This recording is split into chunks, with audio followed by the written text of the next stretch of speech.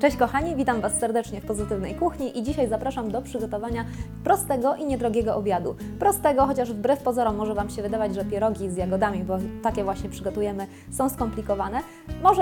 Może są czasochłonne, ale tylko wtedy, kiedy przygotowujecie więcej niż 100 sztuk. Takie dla 2 osób wcale nie wymagają zbyt dużych nakładów czasowych. Można je zrobić w wersji zarówno dla wegan, jak i dla wegetarian, w zależności od tego, jakie ciasto i jaki farsz wybierzecie. Ja Wam przedstawię 2 przepisy. Zapraszam gorąco do wypróbowania. Dajcie znać, z czym takie pierogi z jagodami smakują Wam najbardziej. Dzięki za to, że jesteście i zobaczmy, jak te pierogi przygotować.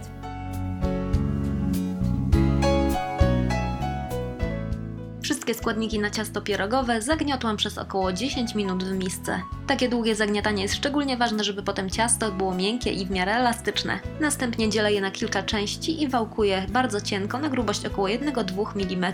W razie potrzeby można podsypywać je dodatkową mąką. W rozwałkowanym cieście wycinam ostrą szklanką kółka i nadziewam je farszem. W tym celu twaróg drobno ugniatam widelcem albo mielę w maszynce do mięsa na drobnych oczkach. Następnie mieszam z cukrem waniliowym lub ze zwykłym cukrem i dodaję jagody. Jako nadzienia można też użyć samych jagód w całości z dodatkiem odrobiny cukru oraz ewentualnie bułki tartej. Zamiast cukru waniliowego można dać zwykły cukier i wtedy dodać jeszcze odrobinę cynamonu, a całość trzeba bardzo delikatnie wymieszać. Każde kółko przed nałożeniem farszu obracam na drugą stronę, żeby lepiej się lepiło. Jeśli ciasto się skurczyło, kółko można delikatnie rozciągnąć palcami.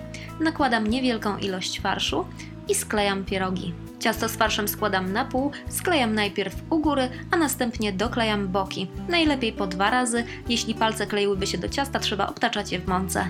Najlepiej do pierogów nałożyć tyle farszu, żeby potem grubość sklejenia miała około 1 cm. Sklejenie można wzmocnić, dociskając je dodatkowo widelcem. Przy okazji wyjdzie z tego ładny wzorek. Przy lepieniu większej ilości pierogów te już ulepione warto przykryć ściereczką, żeby nie obeschły przed gotowaniem.